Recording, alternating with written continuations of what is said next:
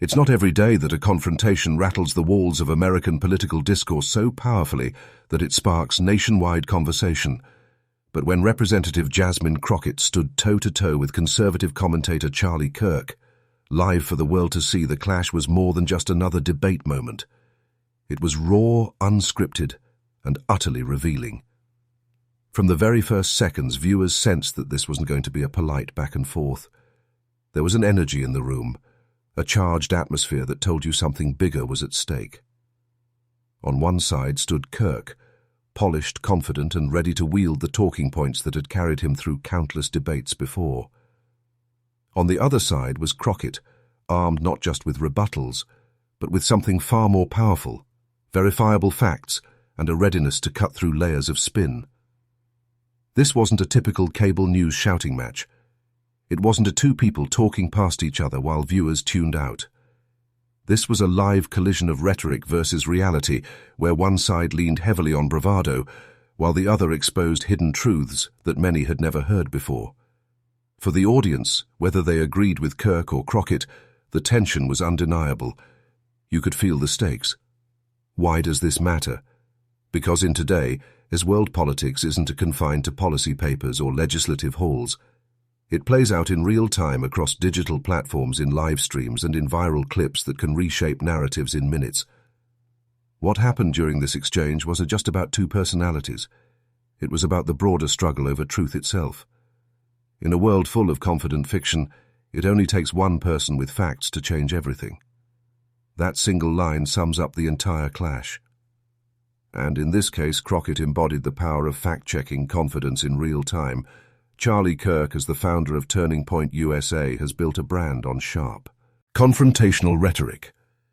He's often positioned as a voice for conservative youth, priding himself on dismantling what he sees as leftist hypocrisy.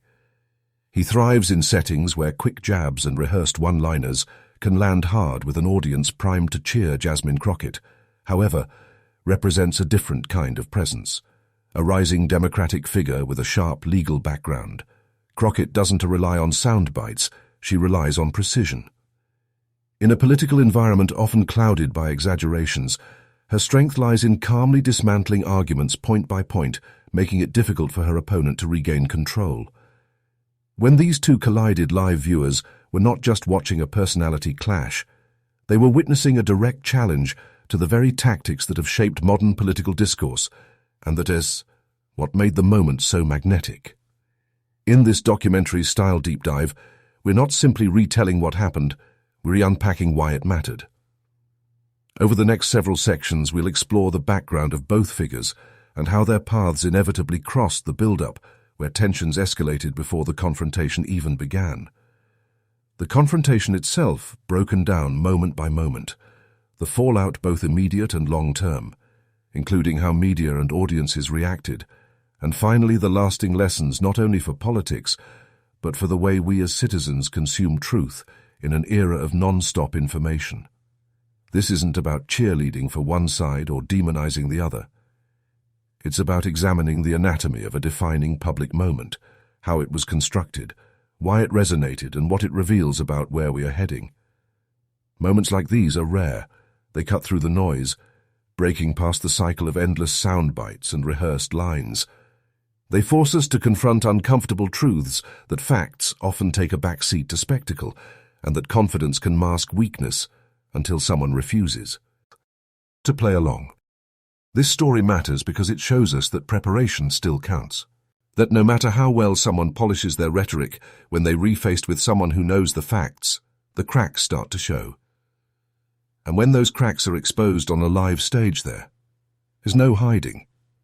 By the end of this script, you'll understand not only what happened when Charlie Kirk lost his composure against Jasmine Crockett, but why it matters for all of us watching. You will see how a single moment peeled back layers of political performance to reveal deeper truths about power, influence, and the ongoing struggle for credibility in the digital age. And most importantly, you'll see why this wasn't just about one argument. It was about shifting the balance between spectacle and substance. Every great confrontation has a backstory. Before Charlie Kirk and Jasmine Crockett collided on a live stage, both had carved out reputations that made such a clash not just likely, but inevitable. to understand the full weight of their showdown. We need to rewind the tape to see who they are, how they rose to prominence, and what makes them symbolic of the broader struggles in American politics today. Charlie Kirk didn't emerge out of nowhere. His rise was deliberate, built around a specific mission to mobilize young conservatives and challenge what he and his supporters saw as the dominance of liberal ideology on college campuses. As the founder of Turning Point USA, Kirk established himself as a culture warrior. His organization has chapters on hundreds of campuses, hosting events designed to amplify conservative voices among students. These aren't quiet, policy-focused seminars. They rallies, debates, and headline-grabbing confrontations that play well on social media. Kirk's style is unapologetically combative. He thrives in an environment where sharp retorts and bold claims capture attention. His presence isn't about nuance, it's about drawing clear ideological lines and making his audience feel there is part of a movement fighting against an overbearing establishment. Over time, Kirk became more than just a campus organizer. His frequent media appearances, podcasts, and close alignment with high-profile conservative figures elevated him into the mainstream spotlight. He positioned himself not just as a messenger, but as a gatekeeper of a new generation of conservative voices. But this style, built on confident speed and sweeping assertions, has a weakness. In settings where opponents demand depth and precision, cracks begin to show, and that's exactly what Jasmine Crockett would later exploit. On the other side of the spectrum stands Jasmine Crockett. Unlike Kirk, her background wasn't forged in youth activism, but in the courtroom. A lawyer by training, Crockett built her reputation on precision preparation and the ability to cut through spin with legal clarity. When she transitioned into politics, these skills became her hallmark. As a Democratic representative, Crockett quickly distinguished herself not by leaning on slogans, but by breaking down complex issues into understandable evidence-based arguments. Her style is firm yet measured. She doesn't waste words. Each statement tends to land with purpose backed by fact rather than volume. In debates, she's less likely to shout and more likely to corner her opponent with carefully chosen questions that leave little room for vague answers. This makes her both respected and feared. To her supporters, she is a refreshing counterweight to performative politics. To her critics, she's sharp enough to be dangerous, someone who can dismantle arguments not by yelling over them, but by dissecting them until they collapse. On paper, Kirk and Crockett might not seem destined to face off. One operates primarily in the conservative media ecosystem, while the other is a Democratic lawmaker. But in reality, their paths were bound to cross because they embody two competing forces in modern politics. Kirk represents the politics of performance. His strategy is to energize through spectacle, using confidence as his primary weapon. Crockett represents the politics of precision. Her strength is fact-based, rebuttal cutting through the noise with clarity. In an age where political debates are as much about optics as they are about truth. Their confrontation was more than a clash of personalities, it was a clash of styles. Part of what made this showdown so electric was the tension that had been building long before the cameras rolled. Both figures had reputations that invited confrontation. Kirk had long branded himself as someone who could take down liberal politicians, activists, and students. His base expected fireworks whenever he shared a stage. Crockett, meanwhile, had built her political identity around not backing down, especially in the face of overconfidence or exaggeration. She wasn't going to let a moment slip without challenging falsehoods directly. Add in the high-stakes environment of a live broadcast where neither side could retreat or edit their remarks, and you had the perfect recipe for an explosive encounter. Beyond their personal brands, Kirk and Crockett symbolize something much bigger. Kirk is a product of a media ecosystem where clicks, clips, and confrontation drive influence. His success isn't measured solely by policy wins, but by how many times a clip of him owning the libs goes viral. Crockett represents a counterforce that refuses to let rhetoric dominate unchallenged. Her presence underscores the growing demand for politicians who not only speak with conviction, but with evidence to back it up. Together they represent the ongoing tug-of-war between performance and precision in American politics. One more layer to their backstory is the audiences they cater to. Kirk's followers expect spectacle moments they can share on social media that reinforce their worldview. Crockett's supporters, by contrast, value the demonstration of integrity and fact-checking in real time. So when the two met, each came with the weight of those expectations. Kirk needed to deliver dominance. Crockett needed to deliver clarity. Both knew their performance would ripple far beyond the stage. Without understanding these players, it would be easy to dismiss their clash as just another political spat. But when you see how Kirk's style leans on spectacle and Crockett's on substance, the confrontation takes on new meaning.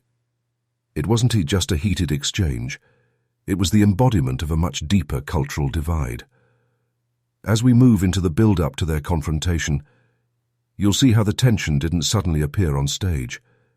It had been building for years, shaped by their reputations, their audiences, and the broader battle for control over political narratives. Every showdown has a moment before it begins. When the players enter the arena, when the atmosphere shifts, when everyone watching senses something is about to unfold. The clash between Charlie Kirk and Jasmine Crockett wasn't born out of thin air. It was the result of mounting tension, layered expectations, and the inevitability of two very different forces colliding. Even before either of them spoke, the energy in the room was different. This wasn't going to be just another discussion panel or staged debate. The audience leaned in. Commentators readied their notes, and both supporters and critics on social media hovered over their keyboards. The storm was gathering. The setting itself played a crucial role. A live broadcast meant no retakes, no do-overs, and no opportunity to clean up missteps. In today's political landscape that carries enormous weight, because what happens live often becomes the raw material for viral clips that take on a life of their own. For Kirk, this was familiar ground. He thrives on the adrenaline of live exchanges where confidence and speed often give him the upper hand. For Crockett, however, it was a chance to show that substance could beat style and had calm fact-driven precision could hold its own against rapid-fire rhetoric. The audience, both in the room and online, amplified the tension. You could almost feel the split some waiting to cheer Kirk's one-liners, others eager to see Crockett dismantle them. That polarization didn't just hover in the background. It fueled the very intensity of what was about to happen. Tension wasn't only created in that moment. It had been building long before. Kirk's reputation as a culture warrior meant that whenever he stepped into a debate, people expected spectacle. He'd built a brand on creating viral moments that showcased him winning exchanges. Crockett's rise in politics had been marked by her refusal to let falsehoods go unchecked. For her supporters, this was the perfect opportunity to see her do what she does best: expose, clarify, and push back. Both entered the room with track records that all but guaranteed sparks. Kirk would go on offense. Crockett would not back down. Journalists, commentators, and influencers had been priming their audiences for the clash. Coverage leading up to the event often painted it as a battle of personalities. The brash conservative firebrand versus the disciplined democratic lawmaker. That kind of framing matters. It turns a debate into a spectacle. It creates an expectation that one side will dominate while the other collapses. When people expect a fight, they watch differently. Every word, every facial expression, every pause is amplified. And that anticipation made the eventual confrontation feel not just significant, but historic. It's important to remember that this wasn't happening in a vacuum. Broader political stakes gave the encounter even more weight. At the time, debates over truth, misinformation, and public trust were dominating national conversations. Could politicians and commentators be held accountable for misleading claims? Would fact-checking matter in a world where viral clips often outpace corrections? Was performance becoming more important than truth itself? The Kirk-Crockett face-off embodied the questions. It wasn't just about their words, it was about what their styles represented in a political system teetering between spectacle and substance. Part of the build-up also came from small missteps and assumptions that each side carried into the exchange. Kirk, confident in his usual strategy, underestimated just how well prepared Crockett would be. His past encounters had rewarded quick, aggressive tactics, but Crockett wasn't the kind of opponent who flinched. Crockett, for her part, knew Kirk's style, but had to be careful not to appear dismissive or condescending. Her challenge wasn't just to dismantle his arguments, but to do so in a way that resonated with a broad audience. These subtle dynamics added a layer of unpredictability. Nobody knew for sure who would control the narrative once the first words were exchanged. As the cameras rolled and both figures prepared to speak, the energy shifted into something almost cinematic. Viewers at home felt it. Those in the room leaned forward in their seats. It was the kind of atmosphere that makes moments unforgettable, not because of what had been said yet, but because of what everyone knew was coming. This wasn't simply a debate. It was a test. The moment arrived. When the moderator gave Kirk the floor, it started predictably enough. He leaned forward, voice confident posture, commanding tone, familiar to anyone who had watched him before. His opening argument flowed with the speed and energy that had always worked in his favor. He projected certainty, tossing out claims, rapid fire, designed less to be dissected and more to overwhelm. But this wasn't just another stage. And Jasmine Crockett wasn't just another opponent. She didn't interrupt. She didn't roll her eyes. She listened, pen moving across her notes with quiet precision. The calm before her storm. Charlie Kirk's strategy was clear. Dominate the conversation with momentum. He cited statistics with acute sources. He invoked constitutional principles without grounding them in actual law. He mixed anecdotes with sweeping generalizations designed to resonate emotionally with his base. This approach often left his challengers scrambling, forced into defense mode, trying to untangle half a dozen points at once. The sheer pace made it hard to push back effectively. But Crockett wasn't rattled. She let him finish. When it was her turn, Crockett's tone was the opposite of Kirk's. Calm, methodical, measured. Her first words landed softly but with weight. Confidence isn't the same as accuracy. The room shifted instantly. It wasn't a loud rebuttal, but it was a direct strike at Kirk's entire persona. From there, she began dismantling his arguments one by one, where he cited a vague statistic. She produced an exact figure with the source. Where he invoked constitutional language, she read the clause directly. Where he blurred the line between opinion and fact, she separated the two with surgical clarity. Each correction wasn't just a rebuttal. It was a demonstration of preparation. Kirk tried to interrupt, but Crockett refused to lose composure. She waited for him to finish, and then returned with specifics that left little room for spin. At one point, Kirk attempted to mock her reliance on documents. Crockett didn't flinch. She simply held up the material in her hand and replied, "That's the difference between speculation and evidence." The audience reacted audibly. Some gasped, others applauded. Online, the clip would later be replayed thousands of times. This was no longer just a debate.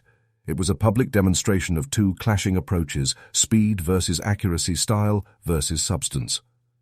What made the confrontation gripping wasn't just Crockett's facts. It was the visible shift in power dynamics. At first, Kirk dominated the space. But as Crockett's steady precision cut through his rhetoric, the room began leaning toward her. The audience's reactions grew louder, and the moderators themselves seemed to sense the shift. Kirk's voice rose as he pushed harder, but volume couldn't mask the cracks in his claim.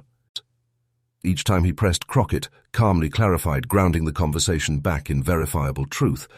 It was a reversal happening live, the kind that made everyone watching realize they were witnessing something bigger than a debate. Spectators weren't just passive observers. Their energy shaped the moment. Supporters of Kirk became restless, some shifting uncomfortably as Crockett's corrections stacked up. Supporters of Crockett grew emboldened, clapping, nodding, cheering at key takedowns. Undecided viewers seemed caught in the gravity of her steady logic, visibly leaning into her clarity over his bravado. The tension wasn't just between Kirk and Crockett. It was contagious, pulling everyone into the unfolding drama. Every confrontation has a breaking point. For this one, it came when Kirk leaned heavily on a constitutional claim he had used many times before, a line that had gone largely unchallenged in previous debates, but Crockett was ready. She not only cited the constitutional passage directly, but explained its context in plain, relatable terms. Then she added, "Mr. Kirk repeating something often doesn't make it true, and if we are talking about the Constitution, let's at least have the respect to read what it actually says." The room erupted. It was the kind of blow that didn't just counter a point, it exposed a pattern. And in that moment the narrative shifted decisively. As the confrontation unfolded, social media lit up. Clips spread within minutes with captions like, "Crockett Schools." Kirk, with facts and confidence, meets reality. Commentators live tweeting. The event began reframing their coverage. Headlines drafted earlier to highlight Kirk. S. dominance was suddenly being rewritten to reflect Crockett, composure. The impact wasn't just in the room. It was already shaping the conversation far beyond it. When given the chance to close, Crockett didn't gloat. She didn't need to. Her final words were simply but devastatingly effective. Debates aren't about who talks faster. They're about who tells the truth, and truth doesn't need volume. It just needs evidence. That line would echo across media outlets for days. Kirk, visibly frustrated, tried to regain footing, but the energy had shifted too far. The audience's response told the story.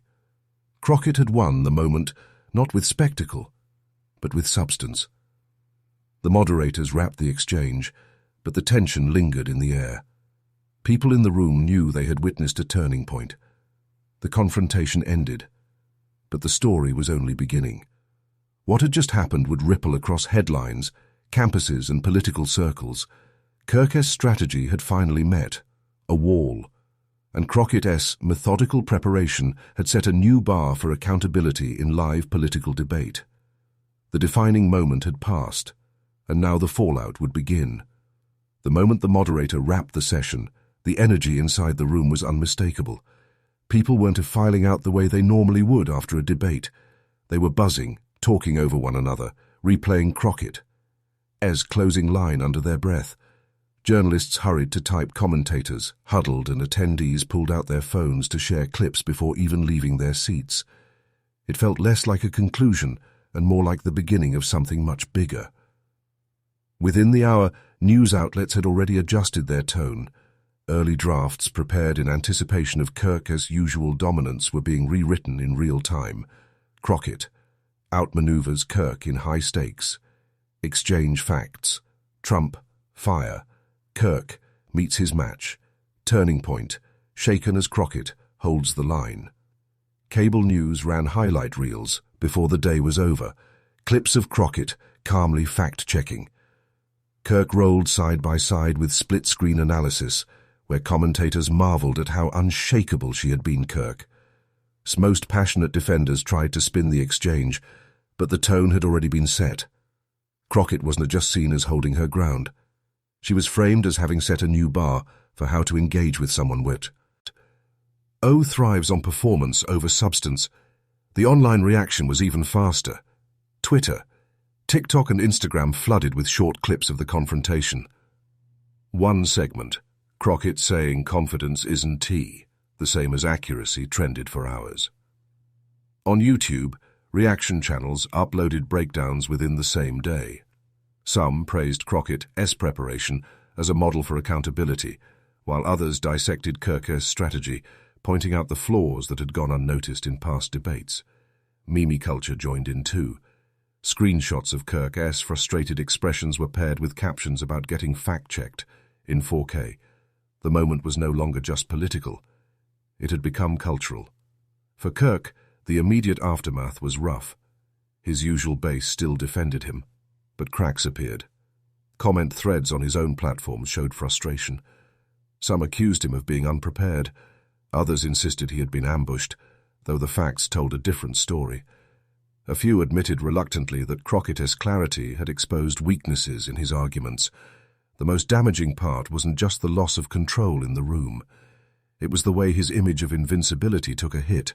For someone who had built a brand on always being quick, confident, and seemingly untouchable in debates. This was the first real dent in the armor. For Jasmine Crockett, the gains were immediate and undeniable. Her social following surged overnight. Donations poured into her political campaigns. Invitations to appear on talk shows, podcasts, and university forums multiplied. What stood out most was how she was being framed. Commentators didn't just call her sharp or prepared. They called her a truth defender. That label stuck and would follow her in the days and weeks to come. Journalists, always eager for a narrative, dubbed the confrontation a turning point. That phrase repeated across coverage. A turning point for political debates. A turning point for Kirk. Rear. A turning point in how truth is defended in public discourse. Once a phrase like that takes root, it grows legs. The more it was repeated, the more it solidified the confrontation as something historic rather than fleeting. Beyond the media bubble, the public's response was equally telling. Supporters of Crockett felt vindicated. They saw her performance as proof that facts still mattered in an age of noise. Supporters of Kirk split, some doubling down, others voicing disappointment. The undecided middle, often ignored in partisan debates, seemed most swayed. Many remarked that they were tired of rhetoric and impressed by her composure. It wasn't just about who won the debate. It was about what people were hungry for. Someone willing to slow down the noise and focus on accuracy. Legal experts, academics, and journalists quickly joined the conversation.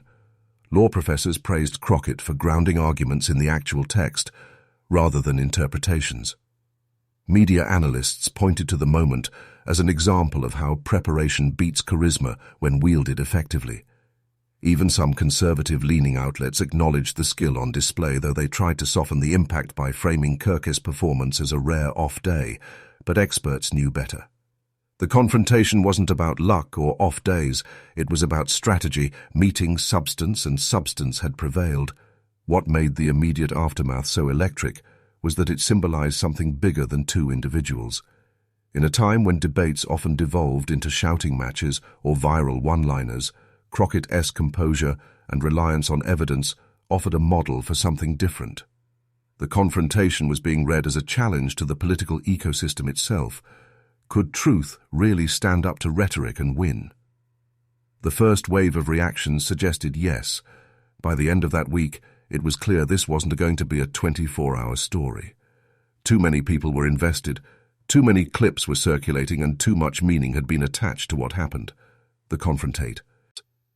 Iron had crossed from politics into culture, and once that line is crossed, the story doesn't fade, it grows. At first, the clash between Charlie Kirk and Jasmine Crockett seemed like another viral sensation destined to fade in days. But as weeks passed, it became clear this wasn't just a moment, it was a marker. Journalists kept returning to it, podcasters dissected it, and political commentators referenced it as shorthand for what happens when facts stand firm against bluster. The confrontation matured into something rare, a cultural benchmark. It wasn't just remembered, it was used. Teachers cited it in classrooms. Debate coaches replayed it for students. Activists referenced it in training workshops. Crockett versus Kirk became a case study in how preparation could puncture even the most confident rhetoric. For years, media outlets often highlighted the most dramatic personalities in debates, the loudest voice, the most outrageous claim, the quickest insult. That model thrived on attention, not accuracy. But after Crockett's exchange, journalists began to re-examine what drew audiences in coverage of political events, increasingly asked who had the facts rather than who had the sharpest one-liner. Fact-checking segments grew more popular. Viewers tuned in not just for entertainment but for clarity. Crockett didn't to just win a debate. She subtly retrained the media on what audiences were craving. Less noise, more signal. The impact rippled into campaign strategy. Candidates across the spectrum studied the moment, and many adjusted their playbooks. The lesson was simple but profound. Charisma without substance is fragile. Strategists urged their candidates to arrive more prepared, anticipating fact checks and rehearsing grounded responses. Some even hired policy researchers specifically to avoid being Crocketted on stage. For rising politicians, the Kirk-Crockett exchange became a warning and a guide: prepare deeply, or risk humiliation. Debates once dominated by soundbites began showing subtle but noticeable changes. Moderators felt emboldened to push back against evasive answers. Audiences expected participants to back up claims with verifiable evidence. In academic circles, Crockett's performance was praised as a return to first principles of debate, clarity, accuracy, and composure. Debate leagues cited the exchange as proof that substance could still capture attention in an age of spectacle. On social media, the confrontation became shorthand for exposing misinformation. Memes and clips were only the start. Over time pulling. A Crockett became a phrase among digital communities, meaning to calmly dismantle someone's argument with preparation and evidence. This evolution mattered. Internet culture often thrives on exaggeration and hyperbole. But here the viral afterlife of the exchange was tied to precision, not distortion. It encouraged people to celebrate truth as much as theatrics, a rare shift in online culture. Beyond the media and politics, institutions began to notice universities' professors used the exchange as required viewing in communications and political science classes. It became a teaching tool for demonstrating rhetorical strategy, fact-based rebuttal, and composure under pressure. Non-profits, advocacy organizations, cited it as proof that speaking truth to power could succeed in public arenas. Think tanks' analysts pointed to it when arguing for stronger fact-checking infrastructure in political discourse. The confrontation, in short, became a resource. Institutions didn't just comment on it, they absorbed it into their work. The long-term consequences for Kirk were especially striking. For years, his reputation had been built on quick-wit certainty and control. But the Crockett exchange revealed cracks in that foundation. Critics framed it as his mask-slip moment. Supporters quietly shifted their language, defending him as still learning rather than always winning, while Kirk continued to have a platform. The aura of invincibility was permanently weakened. The episode D showed that in the long game of reputation, even one confrontation, if decisive enough, can reshape a public figure's image for years. For Crockett, the event was more than a personal victory. It became the moment that defined her rise. Invitations, media appearances, and growing recognition built her into a national voice. But beyond personal advancement, the confrontation secured her reputation as someone who set a new standard. People began to expect her to be the person in the room who asked the tough questions and held the line with evidence that expectation wasn't a burden. It was a platform. She became not just a participant in politics, but a symbol of resilience and truth in public discourse. The enduring impact wasn't about one side winning or losing. It was about the lesson embedded in the exchange. Preparation is greater than performance. Facts are greater than confidence. Clarity is greater than noise. These lessons resonated beyond politics. They seeped into workplaces, classrooms, and everyday conversations. People began referencing the event when talking about accountability, truth, or the danger of overconfidence. Without evidence, the Crockett-Kirk clash reminded society of something timeless. When challenged, the truth can still cut through, even in an era of misinformation. Not every debate leaves a lasting mark. Most fade quickly, overshadowed by the next headline.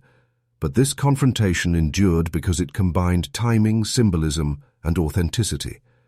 The timing, it arrived during a period of deep frustration with misinformation. The symbolism, it represented a shift from rhetoric to reality. The authenticity, Crockett's calm, evidence-based approach, contrasted so sharply with Kirk's usual bravado that it created a powerful visual and emotional contrast together. These factors elevated the exchange from an isolated event into a new benchmark, a standard for how debates would be judged going forward. By the time months had passed, people were no longer asking if this moment mattered. They were asking how much it had already changed from classrooms to campaign stages, from newsrooms to living rooms.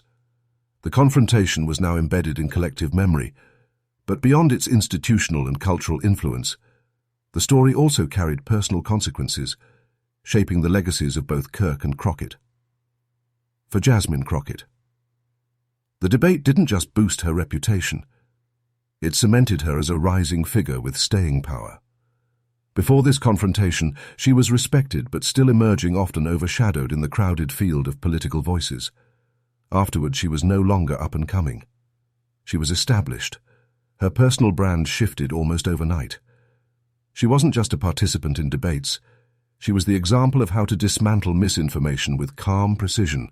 Her preparation and discipline were framed as personal virtues, not just political strategies. Audiences began associating her with trustworthiness, composure, and credibility.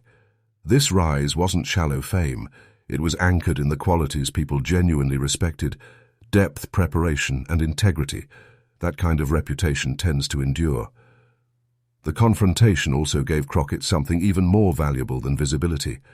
A narrative every public figure needs, a defining story. And this became hers when she walked into interviews, town halls, or legislative chambers. People saw her as the person who stood her ground against one of the most aggressive debaters in modern politics, and won that story, carried her beyond the moment, giving her the credibility to influence bigger conversations for Crockett. This wasn't just a rise in visibility. It was the beginning of her legacy. The moment that showed she could not only survive in the arena, but redefine it. Charlie Kirk's legacy, however, took a hit he could not ignore for years. He had built his persona on dominance. He was the one who cornered his opponents, rattled them, and left to show. Fumbling his confidence was his armor, and his audience believed in his near invincibility. But this confrontation stripped that away. Instead of being the one in control, he was the one visibly struggling. Instead of delivering the clean knockout punch, he found himself on the defensive, instead of reinforcing his brand of mastery. The exchange highlighted the limits of overconfidence without preparation. The personal fallout wasn't immediate collapse. Kirk still had his following, but the aura of invincibility was gone, and once it's gone, it rarely returns behind the headlines. The personal impact ran deeper for Crockett. The experience was empowering, a confirmation that preparation and composure were worth the effort. Even in an environment that often rewarded spectacle for Kirk, the confrontation was humbling, even if he never admitted it publicly. The frustration on his face during the exchange revealed what words could not. He had been caught off guard, and it stung. Public figures thrive on image. But behind every image is a person dealing with the weight of expectation, criticism, and self-reflection. This clash forced both figures to confront who they were. Beyond the stage lights. What makes this story powerful is the contrast. Crockett's rise and Kirk's stumble are inseparable. One's gain amplified the other's loss. Crockett's calmness shone brighter because it was measured against Kirk's agitation. Kirk's faltering looked sharper because it was juxtaposed with Crockett's steady composure. Their personal legacies became intertwined, locked together in a single defining moment. That's how history often works, not in isolation, but in comparison. The Crockett-Kirk confrontation will be remembered not just for what each did individually, but for how their fates crossed in public view. The personal legacies of both figures teach a larger truth for Crockett. The lesson is that preparation creates opportunity by knowing her material and staying composed. She transformed a debate into a career-defining breakthrough for Kirk. The lesson is that confidence without substance is vulnerable.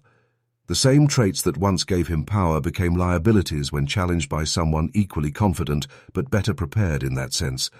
Their legacies are less about individual egos and more about universal lessons about resilience, humility, and the consequences of preparation or lack thereof.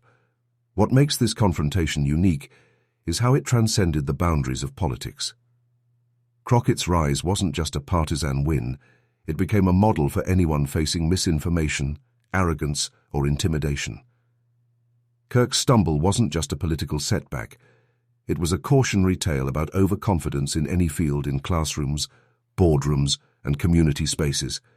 People drew inspiration or warning from this story. It became less about Charlie versus Jasmine and more about truth versus performance. In the end, legacies are not built in the countless routine moments that pass unnoticed. They're built in the rare defining moments when pressure is highest and eyes are watching for both Crockett and Kirk. This was that moment for Jasmine Crockett. It was the spark of a rise for Charlie Kirk. It was the first visible crack in a carefully constructed persona, and for the audience, the people who witnessed it shared it and remembered it. The lesson was clear. Preparation and truth may not always be the loudest in the room, But when tested, they endure at first glance. The clash between Charlie Kirk and Jasmine Crockett might look like just another heated political debate. But when you strip away the sound bites and viral clips, it becomes clear this was something larger.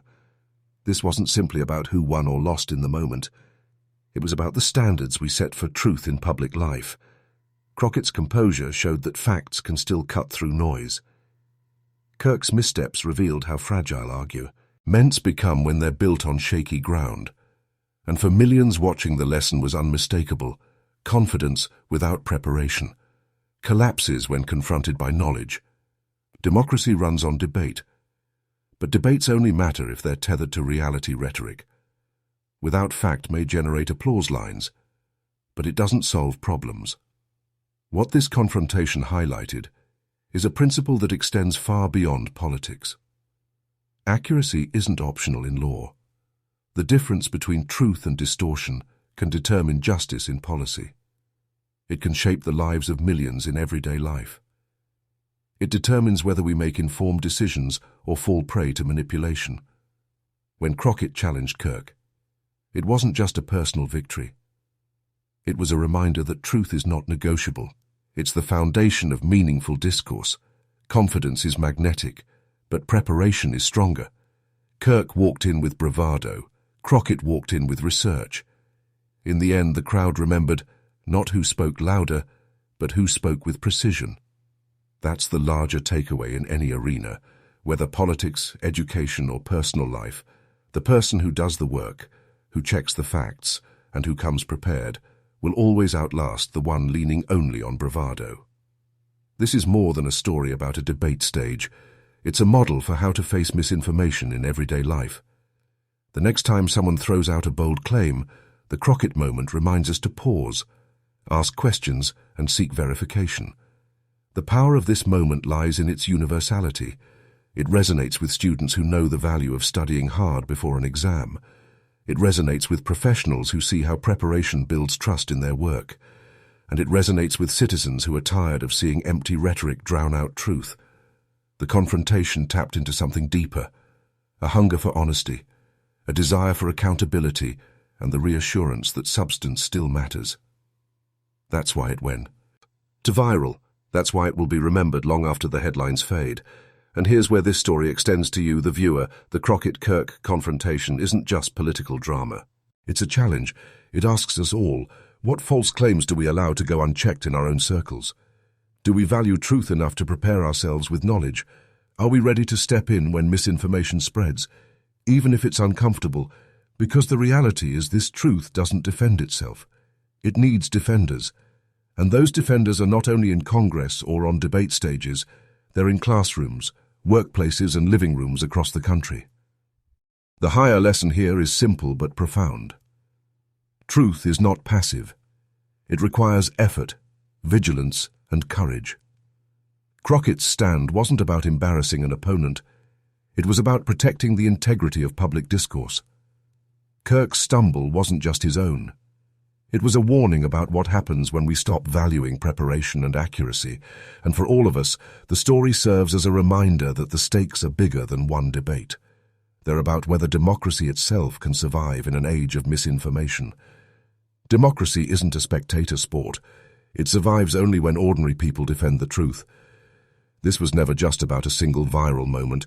It was about a standard, the expectation that facts matter, that preparation matters, and that truth matters. That's why the Crockett-Kirk confrontation will be studied, remembered, and referenced for years to come, because in that moment we saw something rare, the triumph of knowledge over bluster, of truth over noise, and of preparation over presumption. And that's why this story isn't just history. It's a call to action for every one of us. You've followed this story from the opening hook through the background, the build-up, the clash, and the fallout. But here's the real truth.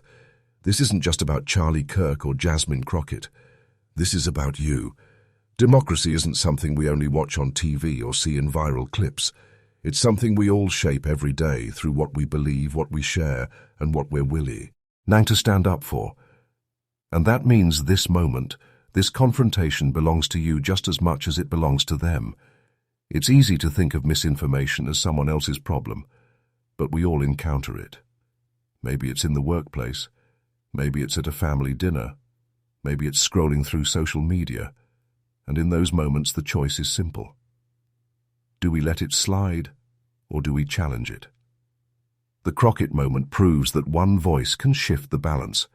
She wasn't the loudest person in the room, but she was the most prepared, and because she was ready, the truth didn't just survive.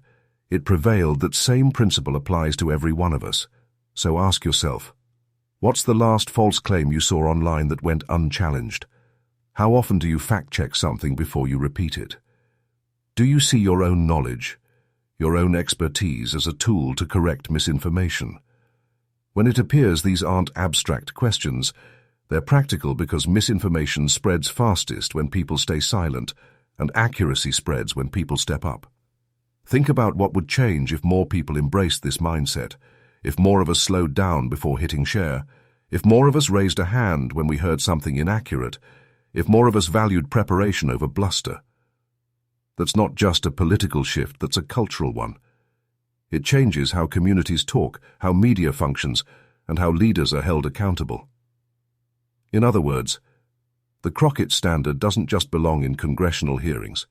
It belongs in everyday conversations, and that's where you come in. This channel isn't just here to tell stories, it's here to spark conversations. That's why I want to hear from you. Drop a comment below and tell us what's one example of misinformation you wish had been fact-checked on the spot. What skill or knowledge do you have that could make you a defender of truth in your own space? How do you think ordinary people can push back against false narratives in their daily lives? When you comment, you're not just leaving words under a video, you're contributing to a conversation that matters. You're showing others that people care about truth, and that's powerful. Here's the thing. Democracy doesn't thrive when we sit back. It thrives when people get involved. That means commenting, yes. But it also means sharing this story with someone who needs to hear it. It means talking about it with friends or co-workers. It means being willing to push back, even when it's uncomfortable. Your engagement doesn't just boost an algorithm, it strengthens a culture of accountability. Every share, every comment, every moment of reflection chips away at the culture of misinformation and replaces it with something stronger, a culture of truth. So don't think of this as just another video you watched.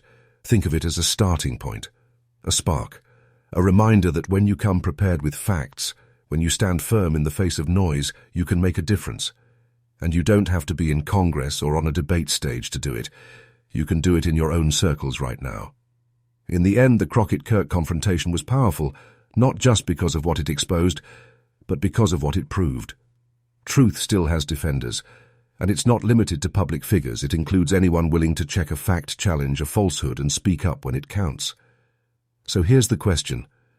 Will you be one of those defenders? We've walked through the entire journey from the background of Charlie Kirk and Jasmine Crockett to the tense build-up, the unforgettable confrontation, the fallout, and the lasting impact. And now we arrive at the final takeaway.